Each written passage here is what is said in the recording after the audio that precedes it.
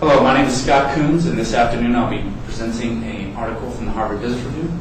The article is entitled How Business Schools Lost Their Way. It's written by Warren G. Bennis and James O'Toole of the University of Southern California's Marshall School of Business. The question posed by the article, to start things off, is why do people go to business school? Why do students take on debt, spend time, years, learning to be business people? Well, some obvious answers include they want to learn, they want to earn a BBA, and maybe move on and get their MBA. And once they earn those, they probably want to find a job. But the article states that why students go to business school and why these institutions exist is to create professionals. And like other professionals, doctors, lawyers, dentists, business is a culmination of many different academic disciplines. It requires many forms of thought from many different subjects to create professionals. The issue presented in the article start off with the fact that business schools may approach the subject of business as an individual academic discipline and not considering the necessities to become a professional include different aspects of different subjects coming together. And those teachers who teach business not necessarily have the real experience. They may be looked at more on what they were able to do in the fields of research. And they cannot necessarily give their students the real world tips, experience, and just have that overall luster of having worked in the real world. Now, if I want to learn to fly, I do, but I probably won't. I'm not going to jump in the airplane with someone who has never flown.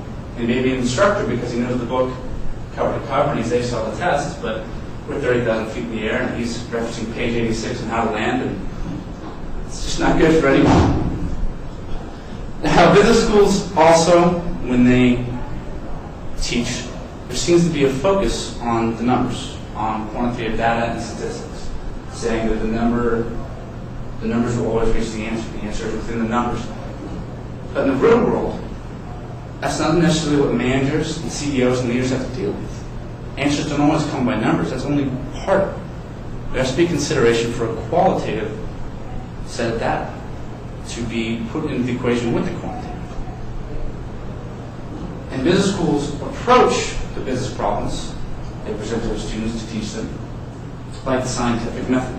They approach it in a scientific way, and they focus on a lot of research. A research holds its value. Research is very important. It creates the knowledge. It is a very important business skill to have, to find the answer, to be able to know how to collect data and find the answer. And it's also a part of the puzzle as a whole. It's an important piece, but just not the whole thing. A solution presented by the authors to fix the curriculum, to make more professional, more work-ready professionals, is to take quantitative data, the numbers, the research, and the facts, and take the qualitative data and the practicality, the real-world experience, and take the two and balance it. And in closing, I'd like to speak about the authors. The authors themselves are both business school teachers at the Marshall School of Business, and they have very illustrious careers in research. They've written books and articles based on their research.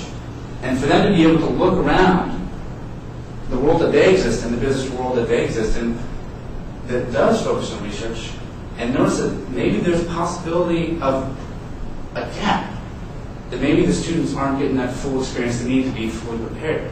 Be able to look around and see that that may be an issue gives them more credibility. They have the ability to look around and see there's something else that needs to be implemented. Both authors, they both have published several books together and separate. And the article I read from the Harvard Business Review is very good. I think it makes you think. It's very considerate, very good information to back it up. I give it an A, and I suggest it to anybody. Well, thank you very much for your time.